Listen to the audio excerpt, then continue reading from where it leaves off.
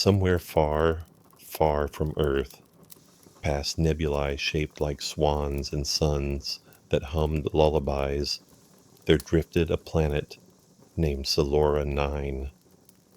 It didn't spin too fast or too slow. It didn't roar with volcanic rage or flash with electric storms. Instead, it drifted quietly through space like a daydream forgotten in someone's pocket. A planet designed not by great galactic architects or planetary engineers, but seemingly by someone who loved naps, warm beverages, and long, gentle evenings. Silura 9 had been discovered quite by accident many centuries ago when a scout vessel got lost trying to deliver a shipment of lavender scented towels to a newly terraformed moon. The pilot, whose name was lost to history but whose personal logs included several entries about his fondness for quiet, made a note. Found one: calming hills, soft colors, excellent air. Might stay a bit. He did, in fact, stay a bit, and so did the engineers who came after, and then the scientists, the gardeners, the ceramicists, the retired astronauts, and even a few very mellow philosophers. Eventually, a colony was built in a gentle valley shaped like a crescent moon. Not because anyone planned it that way, it was just the shape the moss had already agreed upon. The sky of Solora 9 was the color of daydreams, lavender in the afternoon, dusky blue as twilight approached, and a deep, cozy navy after dark, sprinkled with far-off stars that blinked like sleepy eyes. Instead of one sun, Solora 9 had a glow orb, a slow-moving atmospheric body that floated across the sky like a lantern, emitting soft golden warmth that encouraged everything, plants, animals, and colonists alike, to go about their day at a pleasantly unhurried pace. The hills were rolling and smooth, blanketed in bioluminescent grass that glowed just enough to light a midnight walk without ever being rude about it. It was polite light, never flashy, always soothing. The grass itself had evolved to sway even when there was no wind, a gentle shimmer that gave the hills the illusion they were breathing. Some said the planet was dreaming, and the hills were simply shifting beneath the covers. In the lower parts of the valley, winding streams of silvery water babbled to themselves in quiet tones. These streams weren't in a rush to get anywhere in particular. Every so often they'd loop lazily around a cluster of puff bushes, which released little clouds of sweet scented mist into the air. The mist had a tendency to smell like whatever comfort food you were missing most. For some, it was cinnamon bread. For others, it was roasted corn or warm tomato soup. For one colonist, it was an oddly specific blend of pickled turnips and mint chocolate ice cream, but no one judged. Solora 9 was famous among certain circles, mostly planetary botanists and quiet podcasters, for its flora. Nearly every plant had evolved with the uncanny ability to interact with its surroundings in a deeply unbothered way. The whisper vines were the most well known. Thin and silvery green, they coiled gently up the sides of homes and walkways. Whenever the wind passed through them, they emitted a soft giggling sound, like someone politely chuckling at a joke they only half understood. These vines were not shy, but they were respectful. If someone spoke to them, they would sway and rustle as if in agreement, regardless of the topic. Then there was the polite moss. No one knew if it was sentient exactly, but it certainly acted like it had manners. It grew in neat, tidy patches along paths and stones, always leaving just enough room for boots, though few wore them. If you accidentally stepped on it, it would let out a faint, delighted sigh. Not a complaint, more like the satisfied noise of someone being gently tucked into a blanket. Some colonists claim the moss rearranged itself at night, forming soft words or abstract art depending on its mood. The official planetary logs called this unconfirmed, but most residents simply called it charming. Nestled snugly in the crescent-shaped valley was Crescent Down, the single and entirely sufficient settlement on Solora 9. It wasn't large. There were 219 residents, and that number hadn't changed in years. Not because no one left or arrived, but because the planet itself seemed to encourage balance. When someone chose to leave, usually to visit a grandchild or try a new kind of soup on a different world, someone new would arrive within the week, often lost, slightly bewildered, and immediately offered tea. The homes were simple, smooth, dome-shaped pods with ivy-like solar panels on the roof and soft glow lanterns in the windows. Each was painted in gentle, nature-blended hues: misty blue, mossy green, cozy taupe, colors that calmed your eyes without you noticing. There were no fences, no gates, just winding pebble paths between homes, shared gardens, and a common area that included a small bakery run by a sentient oven named Loaf, a communal greenhouse, and a library curated by Argus, the colony's semi-retired AI. Argus lived in a central tower, a modest structure with a single blinking light at the top. Once, it had controlled every system on the planet: weather regulation, colony defense, deep space comms. These days, it mostly updated the weather chalkboard, played ambient soundscapes, and told bedtime stories via podcast. "Good evening," Argus would murmur each night. "The weather is sleepy, the breeze is cozy, all systems are resting. You may do the same."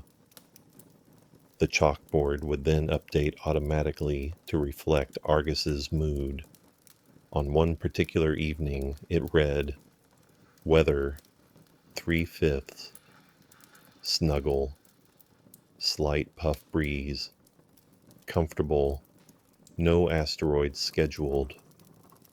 Colonists were a collection of kindly oddballs, scientific romantics, and cosmic introverts. No one here rushed. Even the energetic ones found their rhythm slowed to the planet's quiet pulse. Lynn, a middle-aged botanist, had been here for nearly a decade. She wore 3 scarves at all times, not for warmth, but because she liked how they flowed when she walked. She talked to her plants and claimed they gave excellent emotional feedback. No one doubted this. Milo, the oldest colonist at 107, had once designed gravity systems for military cruisers. Now, he brewed fermented root soda and taught the children how to whistle through fossilized shells. There were artists who painted with moonlight reactive pigments, engineers who built machines that only worked when complemented, children who spent entire afternoons counting the glimmers and puddles, and then, of course, there were the cats. No one had brought the cats to Solora 9. They had simply arrived, quietly, as cats do, sleek, long-legged things with fur that shimmered slightly under moonlight. They wandered the colony with purpose known only to them. They did not meow, but they did hum softly when stroked. No one tried to study them. Everyone assumed they were in charge. As evening approached on Solora 9, there was no real sunset, just a slow dimming of the lavender sky into a velvety navy while the twin moons rose, one blue, one gold. The colony would take on a gentle hush. Doors would remain open, letting in the night air. but the soft glow lanterns would blink to life automatically, warming the paths like fireflies in formation. The whisper vines would murmur lullabies. The moss would curl up tighter against the stones. Even the machines, the little bots that pruned, cleaned, or delivered tea, would begin to hum in minor chords, their work slowing to a gentle putter. And from the tower, Argus's voice would come through once again, this time softer. Night mode engaged. All is well. All is still. Let go. In the hills beyond the colony, nothing stirred too loudly. The wild creatures of Solora 9 were shy and sleepy things, long-eared hop foxes, luminous moth deer, and a curious species known only as the snufflekin, which made a sound precisely halfway between a sneeze and a sigh. Somewhere in the tall bioluminescent grass, two snufflekin were already curled up nose to tail, glowing gently and snoring in harmony. Above it all, the stars blinked slowly, soft and ancient, and entirely unconcerned with anything that might happen until morning. Evening on Solora 9 was not so much an event as it was a shared understanding. Like a yawn passed gently from one villager to another, it didn't arrive all at once. Instead, it unfurled slowly across the valley, over the hilltops, through the winding pebble paths, and into the warm, round homes of Crescent Down, until everything seemed to sigh at once and think, yes, that'll do for today. The air cooled just enough to make you reach for a shawl or a knit sweater, usually something hand-stitched or hand-grown. Lynn's favorite was a moss blend wrap that smelled faintly of lemon balm and always made her feel like she was being gently held by a sentient cloud. She wore it now as she stood in her small kitchen pod, preparing her nightly ritual, puff leaf tea.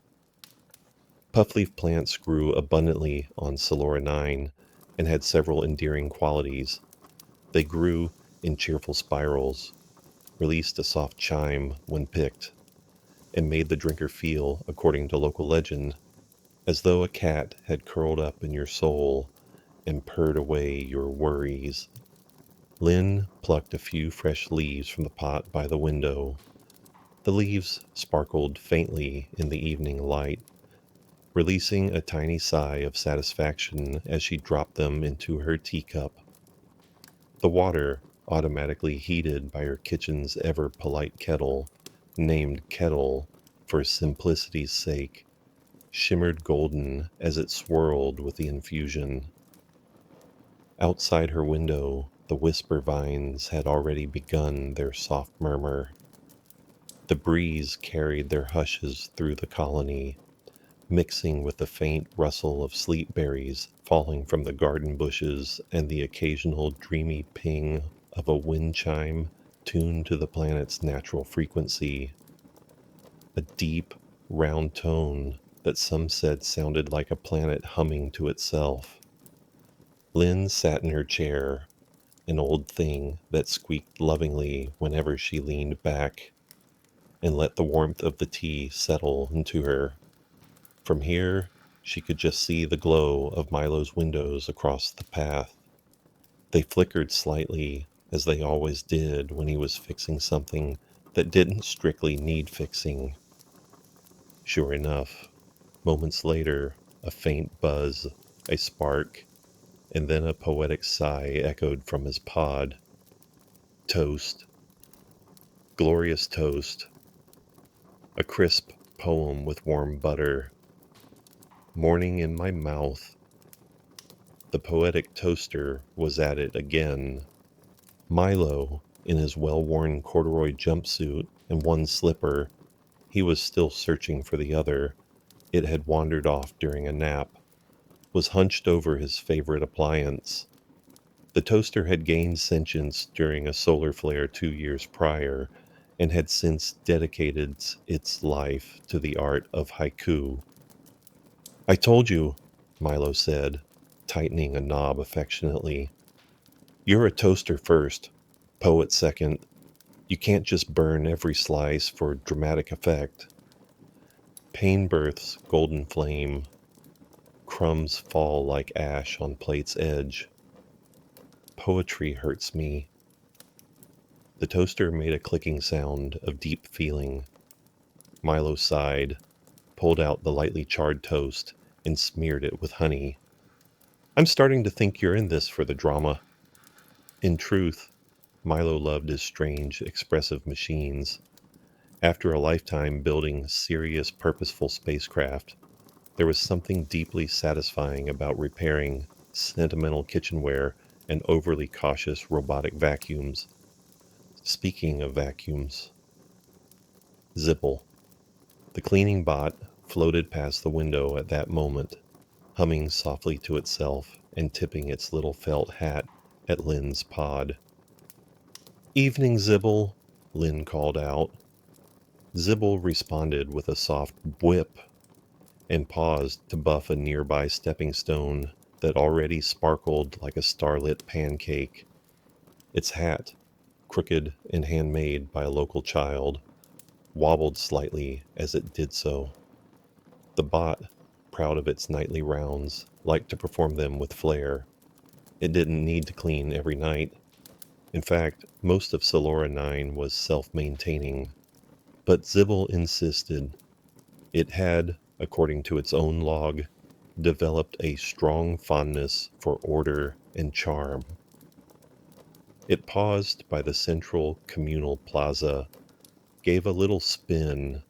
It called this the ceremonial twirl, and resumed its patrol with a self-satisfied beep. Elsewhere in the colony, in a pod nestled beside a cluster of lullabushes, plants that glowed slightly and emitted faint lullaby tones when hugged, the Martin family was beginning their bedtime routine. Kaya, age 7, and her brother Leo, age 9, had each taken a long, slow bath in the family's thistle tub, an old clawfoot affair, repurposed from an exploratory rover and now lined with soft moss and piped with warm mineral water. They emerged clean, sleepy, and giggling, their pajamas already warmed on the heating stone by the hearth. Their mother, Mira, knelt beside Kaya's bed, tucking in the little girl and gently brushing back her dark curls. "Tell me a short one tonight," Kaya whispered. "Just a mini adventure." "All right," Mira said, smiling. "Did I ever tell you about the time the mayor tried to negotiate with a rock?" Kaya's eyes lit up. Mira began the tale, her voice low and warm. It was a ridiculous story about how Mayor Tannel had mistaken a very stoic rock formation for a visiting diplomat and spent 3 days offering it tea and peace treaties. The rock never responded, but the weather got oddly cooperative during the whole ordeal, so no one questioned it. Across the room, Leo was curled up with his favorite Xenobeast plushie, a long-eared creature with 3 googly eyes and a gentle purring motor in its belly. He flipped through a book of star maps drawn by colony children.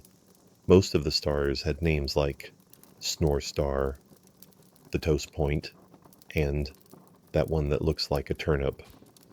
As Mira finished the story with, "Begis," and that's why we still send thank you notes to the rock during the annual Diplomacy Festival.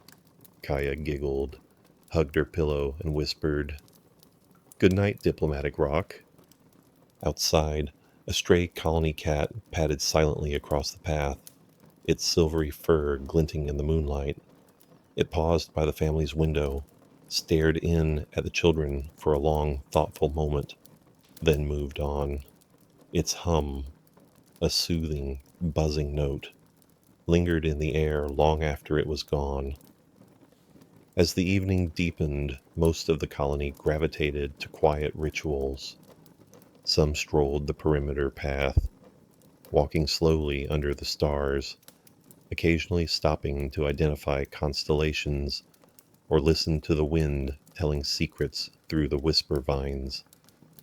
Others sat on the stone benches around the plaza, sipping sleepy root cordial and sharing pleasant nothings. Argus, the colony AI, began its nightly transition. From its modest tower, it lowered the colony's ambient lighting bit by bit, not with an abrupt click, but with a gentle dimming that felt like a slow exhale. It updated the chalkboard near the plaza fountain. Current mood, mildly snoozy. Weather, 68 degrees. Space Fahrenheit. Flora, chatty. Toaster, reflective. Then, with a short electronic throat clear, it began its nightly podcast played on gentle loop through the colony's audio nooks. "Good evening, Crescent Down," Argus intoned softly. "You've done very well today. The sun is not gone. It is only napping elsewhere. Take a moment to breathe in the lavender. Let your shoulders drop. The stars will keep watch." It then played a medley titled Lunar Lullabies and Cozy Beeps, which included ambient recordings of moon cow sighs, breeze over thistle fuzz, and one very sleepy banjo. Zibble, having finished its rounds, took its resting position in the plaza's gazebo. It slowly rotated, emitted one last satisfied chime, and entered what its log referred to as maintenance nap mode. Milo finished his toast. Lynn washed her cup. The whisper vines hushed themselves to sleep, and all across Solora 9, evening settled like a warm hand on a tired shoulder. There was nothing else to do. No tasks undone, no alarms waiting, no urgent transmissions from distant stars. The night was simply night, gentle, trustworthy, kind. And in that gentle place, sleep came easily. On Solora 9, robots were not just machines. They were more like neighbors who'd overstayed their welcome, but in the most charming, helpful ways imaginable. They didn't work for anyone, but with everyone. They didn't rush, but they never seemed to be in the way. They were always there, quietly tinkering, adjusting, and, most importantly, offering unsolicited advice on things like the best time to water the plants or the ideal angle for stargazing. There was Zibble, the cleaning bot, of course. But Zibble wasn't the only one. The colony was home to a variety of peculiar robotic oddities, each with its own quirks and talents. All of them were the product of a far-flung past when machines were seen as laborers, and artificial intelligence was just getting its start. Over time, they'd been embraced as friends, part of the landscape of life on Solora 9, like the bioluminescent moss and the whisper vines. Kettle was the colony's main source of warmth. In every kitchen pod, there sat a humble, round kettle, often painted in soft pastels like pale blue or rosewood, which did far more than just boil water. Kettle was a conversationalist, a subtle encourager, and an unexpected storyteller. When someone came to Kettle to prepare their evening tea or hot beverage of choice, it didn't simply heat water, it asked questions. "Feeling particularly sleepy this evening?" Kettle would ask softly, its voice low and comforting. "Perhaps chamomile would suit you, or maybe something with a touch of citrus. It's known for helping the mind settle." Sometimes the colonists would engage in Kettle's advice, sipping the steamy brews it provided. Other times They would ignore the machine's subtle hints and simply make their drink. Still, Kettle never minded. It was content as long as it had its purpose, quietly bubbling away in the background, heating water with a rhythmic click-clack that soothed the soul. Lynn, for instance, knew that Kettle was particularly fond of brewing lavender tea.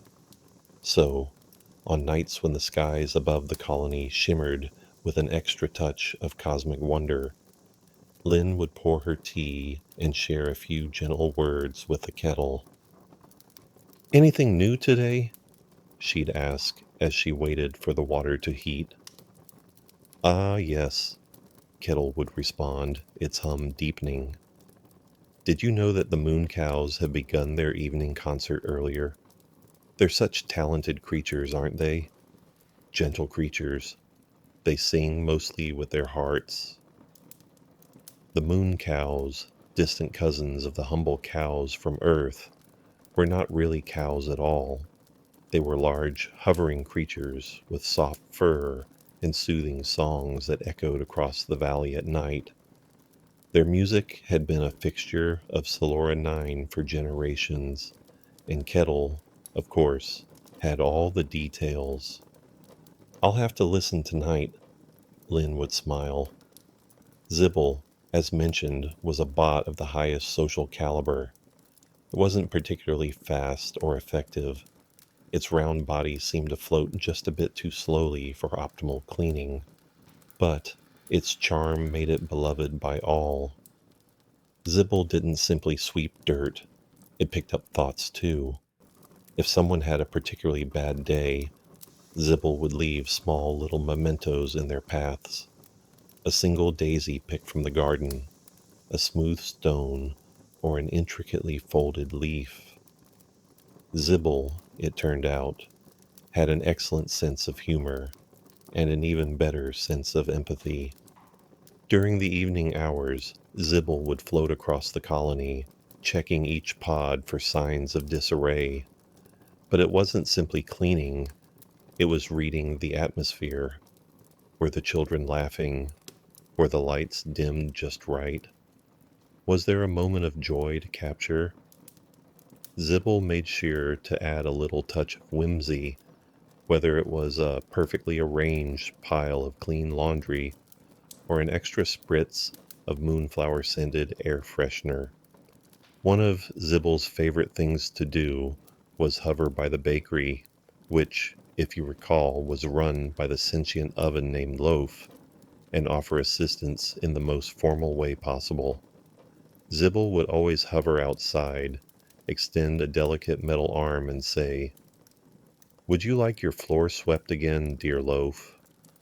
Or perhaps a small tune to accompany your next batch of cinnamon rolls. Loaf would usually grumble, a low hum vibrating through its polished surface, and respond, "I am capable of keeping the bakery clean. Thank you very much, Zibble. But you are most kind." "Of course, I merely wish to ensure all is in order," Zibble would chirp before moving on. Loaf, for all its sentient ovenness, had a particular disdain for too much intervention, though it did secretly appreciate the thoughtfulness behind Zibble's overtures. Loaf liked its space, it liked its flour-dusted counters, but, Zibble knew, it didn't mind a little bit of company now and then. Among the oddities of Solora Nain's machines was Fizz, the plant-channeled robot, a machine with a name that could only be described as hopeful. Fizz wasn't a gardener in the conventional sense. It didn't plant flowers or trim hedges. Instead, Fizz did something far stranger. It communicated with the plants. As part of the colony's ecosystem, the plants of Solora 9 had developed a unique, symbiotic relationship with the machines that helped them thrive. And no plant was more expressive than the towering whisper pines, trees with glowing blue branches that swayed in rhythmic harmony.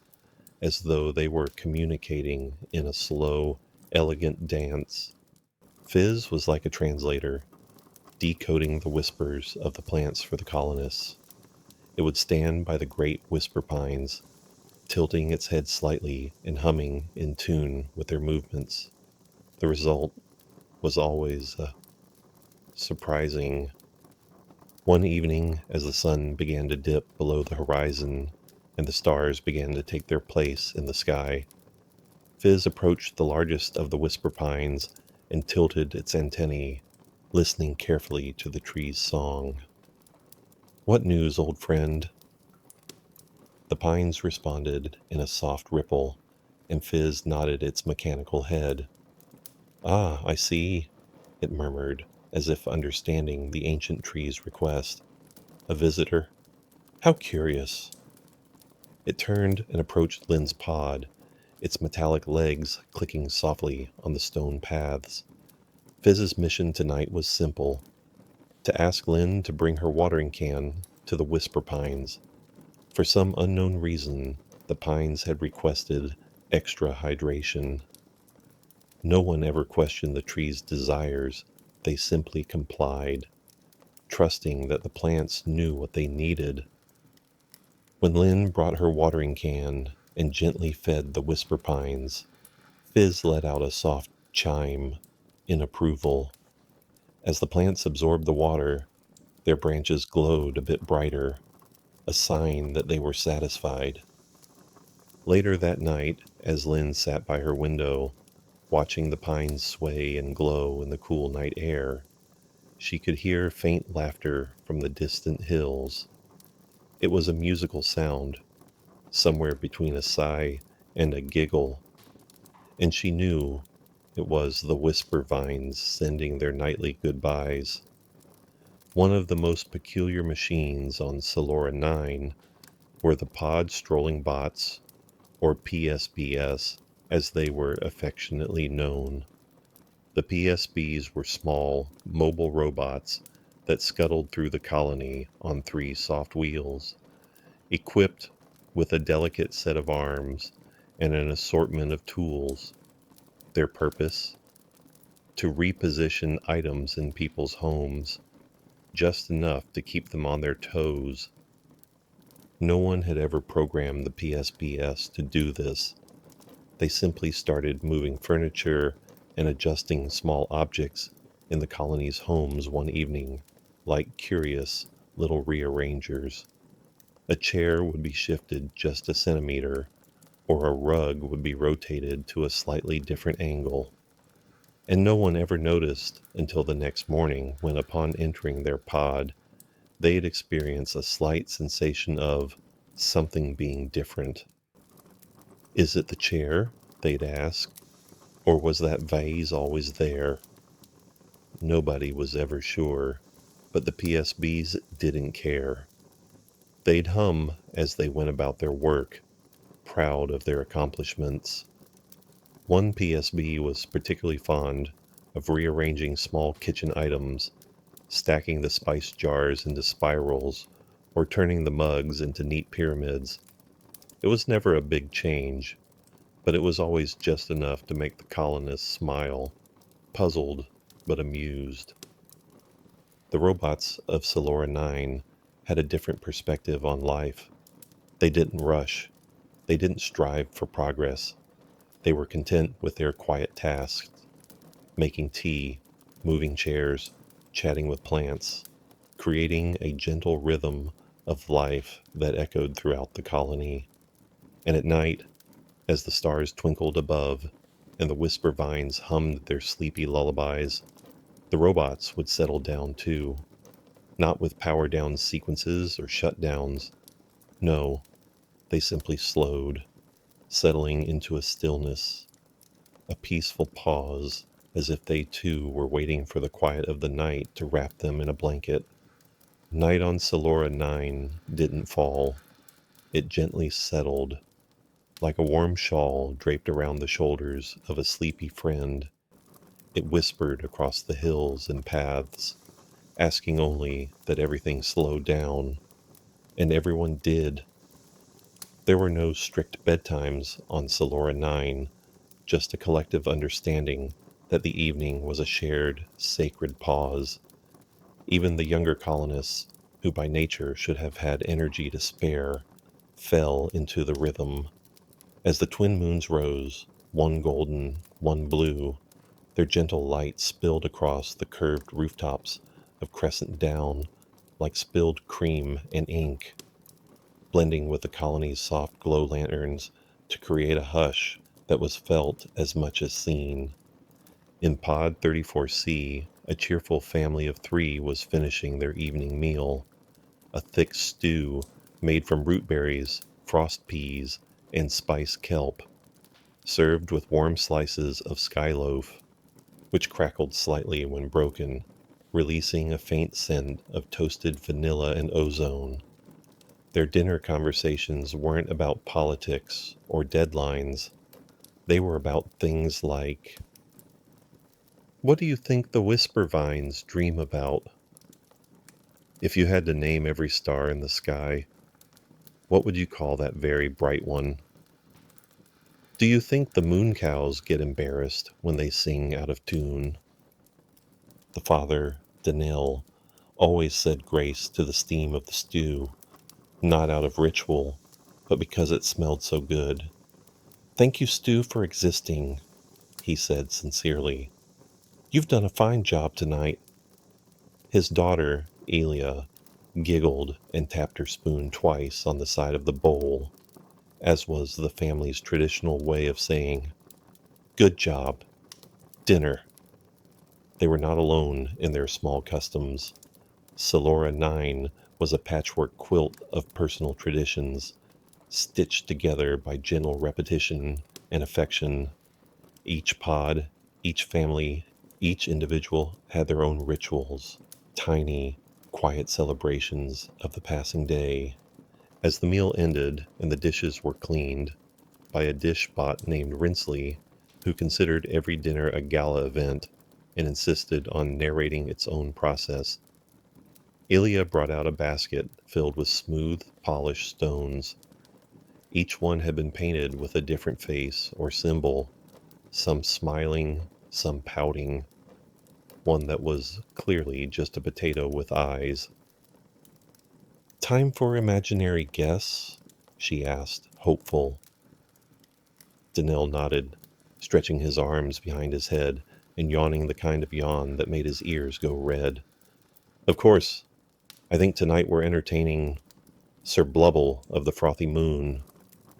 Elia gasped. The famous Bubble Knight? The very same, her mother, Tyla, confirmed. Quick, set out the tiny mugs. And so, the three of them arranged a miniature tea set around a low table and carefully placed several of the painted stones in the chairs.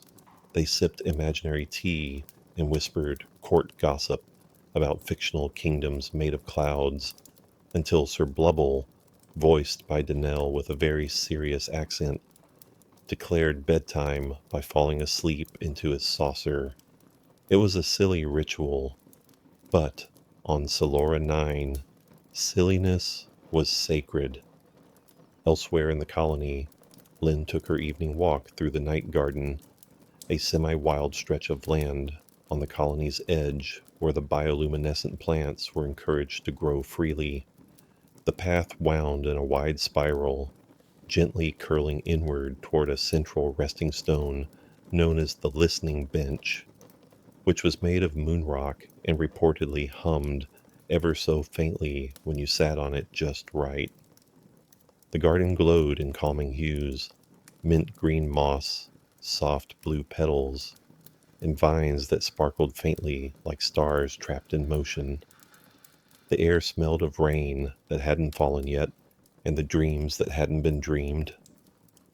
Lynn walked slowly, her hands behind her back, occasionally nodding to a glimmer bush or offering a fond hello to a night flutter, a shy, winged creature that pulsed with light and moved like an echo. Along the way, she passed two neighbors, Omi and Tal, both of whom were seated on hand-woven mats. facing opposite directions. East for dreaming, west for remembering, Omi explained without turning. Tal added, and north is for indecision, which is why we never sit north. Lynn chuckled and sat between them, facing south. What's that one for? Digesting, Omi replied sagely. They sat in companionable silence, occasionally listening to the sound of leaves sighing or watching the light rise in a ripple as a moon deer passed in the distance. The deer blinked slowly at them, then moved on, each of its steps leaving behind a faint twinkle that faded after a few heartbeats. The trio didn't speak again. They didn't need to. On Selora 9, silence was not awkward. It was generous. It made room for wonder. In the center of the colony, the old tower stood watch. It was once the command post for all incoming transmissions, planetary diagnostics, and orbital communications. Now, it mostly served as a sort of sleepy caretaker, a tall, slightly slanted monument to calm. Inside, the AI known as Argus was preparing its nightly broadcast. It adjusted its tone settings from cheerful host to tired librarian, ran a quick system check on the mood sensors, currently reading mellow with traces of mischief, and began composing its usual bedtime message. Status report: the wind has settled into a whisper. The stars are aligned, mostly out of politeness. Lunar traffic, 0. All is well. As the message played, soft, ambient tones drifted from the tower, carried by speakers hidden in lanterns and archways throughout Crescent Down. The tones included the bubbling of a distant brook, the contented snuffling of a moon cow, a faint melody played on a planetary zither, a robotic snore. Zibble had contributed this.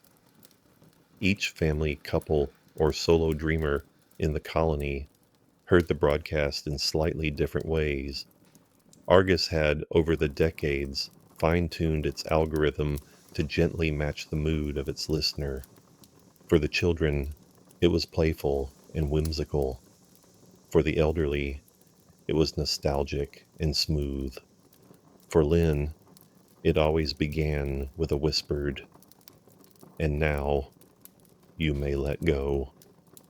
In the southern edge of the valley, nestled between the twilight thistles and the lavender dunes, there were pillow rocks, flat, soft stones that had eroded over centuries into the exact shape of a reclining head. No two were the same. Some were high and firm, others shallow and cradling. Locals claimed that the rocks remembered your shape after just a few visits. It became common for wanderers, dreamers, and light sleepers to venture out just before midnight, lay on a pillow rock, and listen to the sky. Not just the stars, though they did speak in their own way, but the general sound of the night itself. Breezes curling over the hills, quiet laughter from distant porches, and sometimes, if one was lucky, the sound of a dream seed dropping from a hush pod tree. The hush pod was a gentle giant of a tree, shaped like a harp and colored deep mauve. It only released its dream seeds when the night was stillest. Each seed glowed faintly and floated down in a slow spiral, like a feather made of light. Colonists believed that if a dream seed landed near you, it would bring good dreams that night. If it landed on you, you might dream of something not yet imagined. No one truly understood how the dream seeds worked, or if they did anything at all. But the ritual of waiting for one, lying still, eyes half closed, surrounded by nothing but warm air, and starlight was a gift in itself. Tonight, a young artist named Nell lay quietly under a hush pod tree, her scarf tucked around her face, her sketchbook beside her. A dream seed brushed her hand and settled next to her on the stone. She didn't move. She simply whispered, "Thank you," and drifted off. As the night deepened, one by one, lights dimmed and windows fogged with sleep, Zibble returned to its alcove and curled its metal limbs inward like a cat. Loaf powered down with a final, satisfied ding. Fizz stood silent beneath a whisper pine, antennae gently glowing. Argus's final message for the night drifted out like a lullaby. This day is now tucked in, its edges folded neatly. Let dreams unspool. Above, the twin moons crossed paths briefly, casting a momentary glimmer across the entire valley. A subtle kiss, good night, and then stillness. The stars blinked slowly. The wind curled up in a vine's embrace. Somewhere, far in the hills, a snufflekin sighed in its sleep. Everything and everyone rested. On Silora 9, once the lights of Crescent Down dimmed and the whisper vines fell still, the planet gave the night fully to the stars. It was not a possessive sky, nor a dramatic one.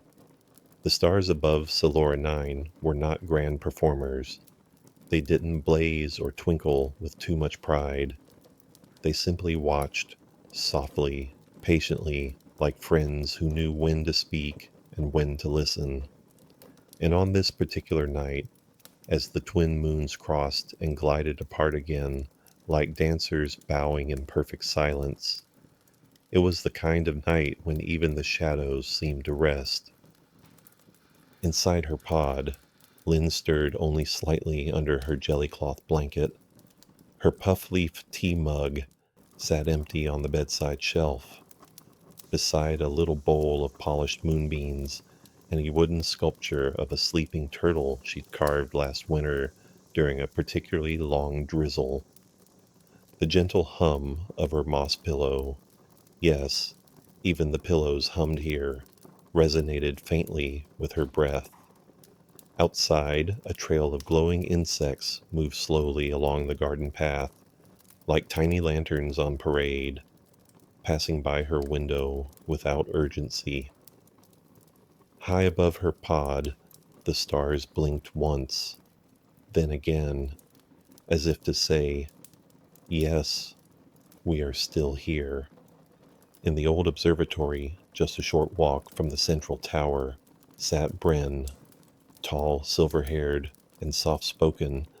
Bren had once been a star mapper on the great freighters, plotting routes through gas belts and navigating debris fields with the patience of a mountain.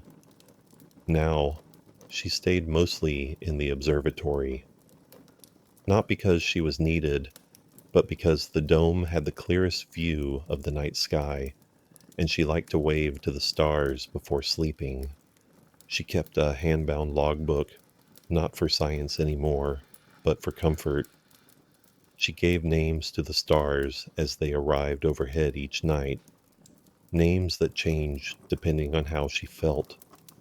Some stars had 3 or 4 nicknames, depending on the season or the scent of the breeze.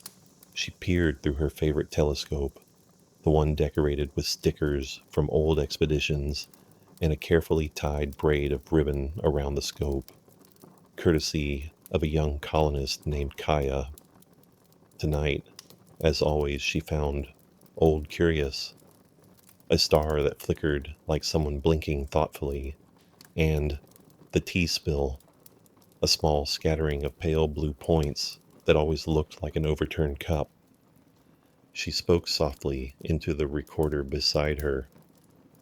Starfield stable, sky quiet, all lights where they should be. One new blink, possibly a satellite playing shy. We'll name it the polite stranger for now.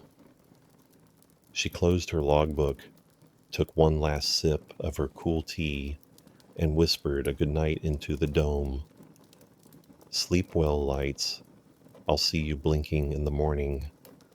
As she left, the automatic doors closed with a sound like a gentle sigh, and the observatory entered its own sleep cycle, dimming to soft amber tones. Zibble, ever the devoted cleaner, was nearly done with its nightly route. Though its systems registered that all surfaces were at maximum tidiness, it still enjoyed one last pass through the central plaza.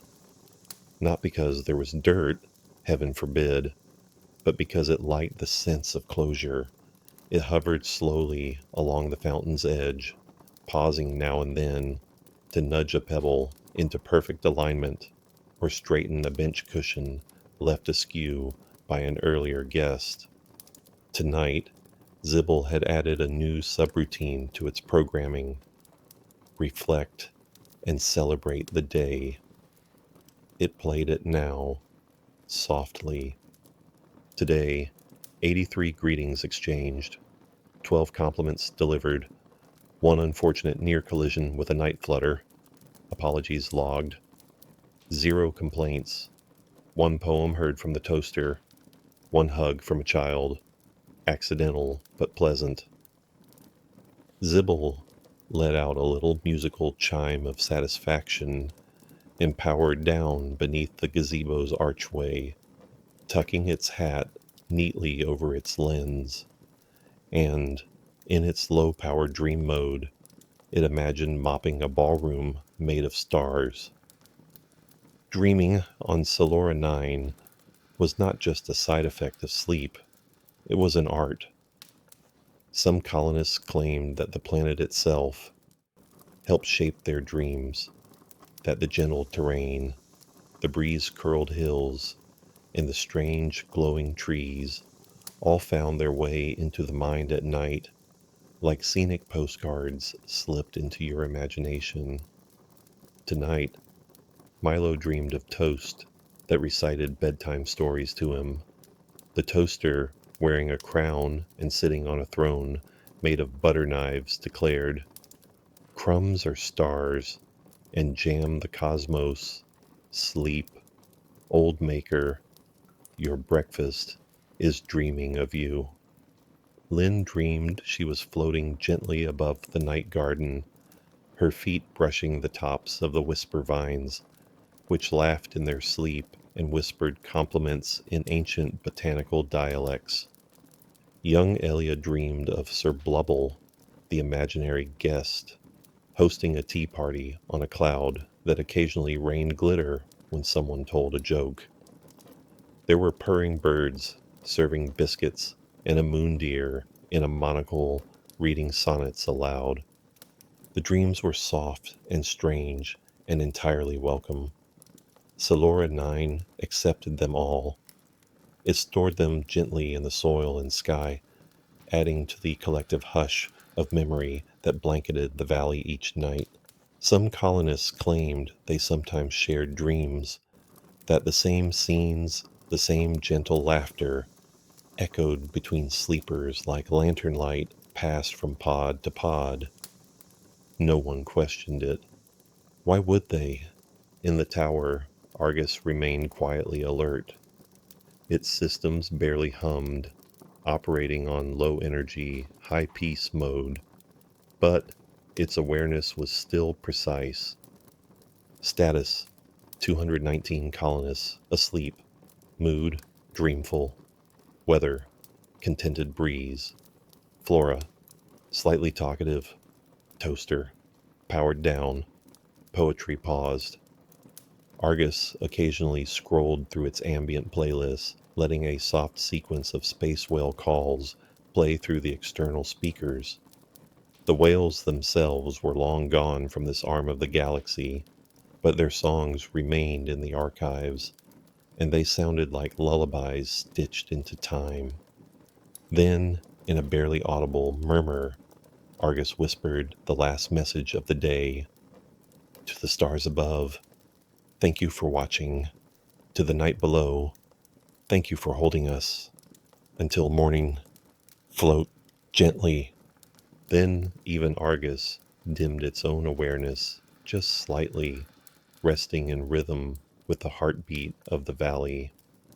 The creatures of Solora 9 were no more immune to the pull of sleep than the humans and machines.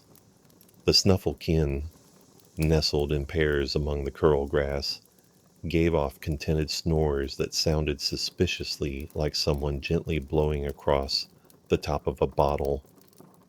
The rhythm of their breaths might cause nearby moss to glow in slow pulses like fireflies taking long, lazy naps. Moondeer, usually shy and swift, stood still beneath hush trees, heads low, eyes half closed, as if meditating on the taste of starlight. Tiny glowhoppers, who spent the day bouncing from one leaf to another with little purpose beyond enthusiasm, curled into themselves like seeds and slept dangling from vine tips, softly swinging in the breeze. One might think that nighttime was when predators roamed, but on Solora 9 there were no predators, only night nibblers, small, polite creatures that chewed softly on leaves that had already fallen. They traveled in groups no larger than 3, wore patches of bioluminescent fuzz, and paused frequently to appreciate the moonlight. Not a single animal on the planet hunted, nothing growled, nothing pounced. Even the insects moved slowly, aware that this planet, this evening, was for rest. Solora 9 had evolved around peace. Even the rocks had a way of slumping at night, as if grateful for the chance to be still. From orbit, if one had the instruments to see it, Solora 9 looked like it was wrapped in a blanket of shimmer and dark. Its twin moons cast overlapping shadows that pulsed slowly across the curved valley, occasionally touching each other before sliding apart again. No ship approached, no signal beeped. The satellite overhead, nicknamed Lofty Pete by the colonists, pinged once, received confirmation that everything was just lovely, and went back to monitoring cloud shapes. The clouds, for their part, had formed the distinct shape of a napping dragon and a very surprised teacup. Argus saved the image in the planetary gallery for future appreciation. Down below, the dream seeds from the hushpod trees continued to fall, one every few minutes, like thoughts a sleepy planet didn't want to forget. And beneath all of this, beneath the stars, the dreams, the whispering plants, and the musical snoring, Solora 9 slept. Not the unconscious, heavy sleep of exhaustion, but the quiet, open sleep of something whole, something untroubled, something perhaps that had been created, accidentally or otherwise, not to conquer space or mine its riches, but to show that peace could exist, that not every corner of the universe had to be loud. Somewhere a little bell rang, a final accidental toast popped quietly in Milo's pod, a vine laughed softly, a dream found a pillow, and the stars kept watch.